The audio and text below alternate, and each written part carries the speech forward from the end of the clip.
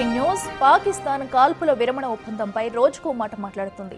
భారత్ మొదట తమను అభ్యర్థించిందని, అందుకే కాల్పుల విరమణ ఒప్పందానికి అంగీకరించమని ప్రకటించింది. కానీ దీని వెనుక అసలు విషయాలు వేరే ఉన్నాయని ఇప్పుడు తెలుస్తుంది. పాక్ ఎయిర్ బేస్లపై భారత్ దాడులు చేసింది. దీనికి సంబంధించిన ఆధారాలతో సహా ఇప్పటికే ప్రపంచం ముందు పెట్టింది.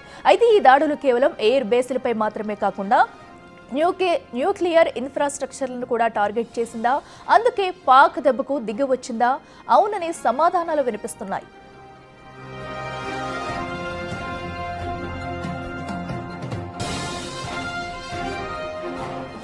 కాల్పుల విరమణ ఒప్పందానికి ముందు అనేక బేస్లపై ఇండియన్ ఆర్మీ దాడులు చేసింది. అందులో కిరాణా హిల్స్ లోని బేస్ కూడా ఉంది. అయితే అన్ని బేస్ల కంటే ఇది కాస్త భిన్నమని చెప్పాలి. ఎందుకంటే ఇది సాధారణ మిలిటరీ స్థావరం మాత్రమే కాదు, ఇక్కడే పాకిస్తాన్ అణు ఆయుధాలను దాచి ఉంచింది. దీనికి కాస్త దూరంలోనే ఉన్న సర్గోదా ఎయిర్ బేస్ పై భారత్ దాడులు చేసింది. దీనికి సంబంధించిన ఆధారాలను కూడా ఇండియన్ ఆర్మీ రిలీజ్ చేసింది.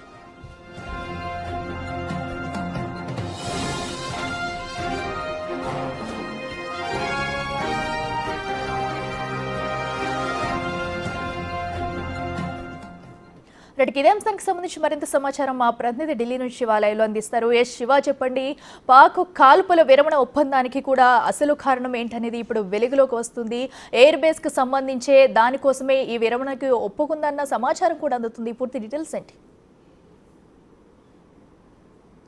రైట్ అఖిల, ప్రధానంగా ఏదైతే కాల్పుల విరమణ ఒప్పందానికి పాకిస్తాన్ అంగీకరించడానికి తెర వెనుక అనేక కారణాలు ఉన్నాయి, అనేక విషయాలు ఉన్నాయనేది కీలక అంశాలు అయితే తెర మీదకి వస్తున్నాయి. దానిలో భాగంగా ప్రధానంగా ఏదైతే పాకిస్తాన్ దాడి చేసిన సందర్భంలో ప్రతి సమయంలో కూడా తిరిగి భారత్ కూడా ధీటుగా సమాధానం ఇస్తుంది. దానిలో భాగంగా అనేక వైమానిక స్థావరాలు, అనేక ఎయిర్ బేస్లు కూడా సర్వనాశనమైన పరిస్థితి కనిపిస్తుంది. దానిలో భాగంగానే పాకిస్తాన్లో ఉన్న అత్యంత విలువైన ఎయిర్ బేస్లలో ఒక ఎయిర్ బేస్లో దాంట్లో అణ్వాయుధాలు, న్యూక్లియర్కి సంబంధించిన బాంబులన్నీ కూడా దాంట్లో ఉన్నాయనేది కూడా ప్రధానంగా తెలుస్తోంది. ఈ నేపథ్యంలో అక్కడ కూడా దాడి జరిగే అవకాశం ఉంది అనేది కూడా వారి దగ్గర ఇన్ఫర్మేషన్ ఇవ్వడం. దానికన్నా ముందు ఏదైతే అమెరికాకు సంబంధించిన ఒక విమానం అనేది అక్కడ ఏదైతే న్యూక్లియర్ ఎమర్జెన్సీకి సంబంధించిన విమానం అక్కడ ఏం జరుగుతుంది ఏంటి అనేది కూడా తెలుసుకునేందుకు ఒక విమానం ఎక్కువగా దానికి సంబంధించి వినియోగిస్తుంటారు. దానిలో భాగంగానే అమెరికాకు సంబంధించిన ఒక B-350 AMS విమానం అనేది పాకిస్తాన్ గగనతలం మీద చక్కర్లు కొట్టడం, అక్కడ వ్యవహరించడం, అంటే ముందుగానే వారి దగ్గర ఉన్న సమాచారంతో ఏదైతే పాకిస్తాన్ భారత్ మధ్య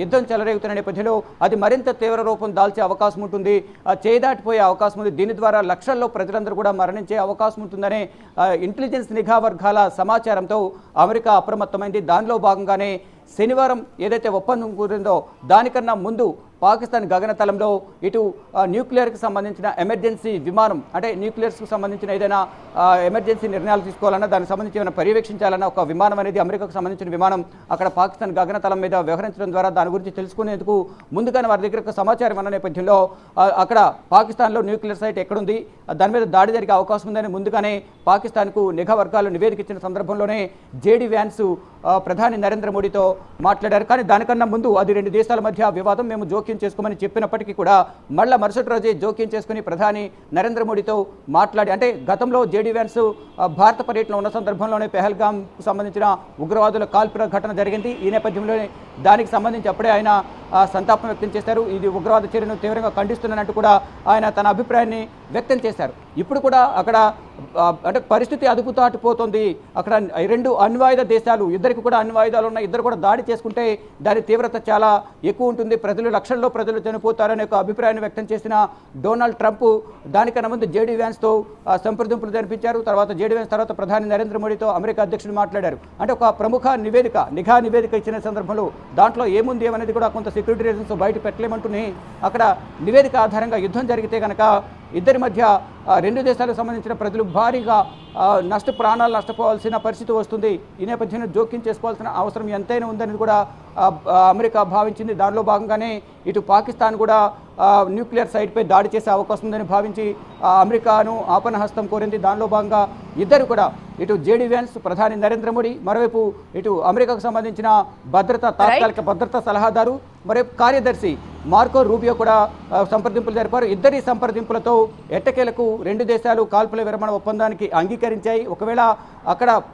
భారత్ పాకిస్తాన్ మధ్య యుద్ధం కంటిన్యూ అవుతూ ఉంటే భారత్ చేసే దాడికి అక్కడున్న న్యూక్లియర్ సైట్ కూడా పేలిపోయే అవకాశం ఉండేది. దాని ద్వారా చాలా ప్రాణ నష్టం అనేది పాకిస్తాన్కి సంభవించి ఉండేది. ప్రతిగా మరి పాకిస్తాన్ దాడి చేస్తే ఇక్కడ భారత్ కూడా అనేక విధాలుగా నష్టపోయే అవకాశం ఉండేది అంటూ కూడా భావించి నిఘా వర్గాల నివేదిక ఆధారంగా భారత్ జోక్యం చేసుకుని రెండు దేశాలతో సంప్రదింపులు జరిపి ఈ కాల్పుల విరమణ ఒప్పందానికి ఇద్దరిని ఒప్పించినట్టుగా కూడా నిఘా వర్గాలు చెప్పినట్టుగా తెలుస్తుంది. అంటే ఆ నిఘా వర్గాల వద్ద ఉన్న సమాచారంతోనే ఇద్దరి మధ్య యుద్ధం జరిగితే తీవ్ర నష్టం జరిగే అవకాశం ఉంటుందని ఇచ్చిన సమాచారంతోనే అమెరికా జోక్యం చేసుకుని ఇద్దరి మధ్య సంప్రదింపులు జరిపి జోక్యం చేసుకుని ఒప్పందం కుదిర్చింది. దానికి సంబంధించి ఈరోజు మధ్యాహ్నం కూడా 12 గంటలకు ఇరు దేశాలకు సంబంధించిన డైరెక్టర్స్ జనరల్స్ అంటే మిలిటరీ ఆపరేషన్ డైరెక్టర్ జనరల్స్తో సమావేశం ఉండబోతుంది. దీంట్లో ఎటువంటి నిర్ణయాలు తీసుకుంటారనే దానిపై మాత్రం తెలియాల్సి ఉంది. కానీ దానికన్నా ముందు ఏదైతే కిరాణా హిల్స్లో ఉన్న న్యూక్లియర్ సైట్ పైన దాడి చేస్తారనే భయంతోనే పాకిస్తాన్ కాళ్ళబేరానికి వచ్చి అమెరికాను అడిగింది అనేది కూడా తెలుస్తోంది. దానిలో భాగంగా అమెరికా కూడా జోక్యం చేసుకుని ఇరు దేశాల మధ్య ఈ కాల్పుల విరమణ ఒప్పందానికి సంబంధించి చర్చలు జరిపి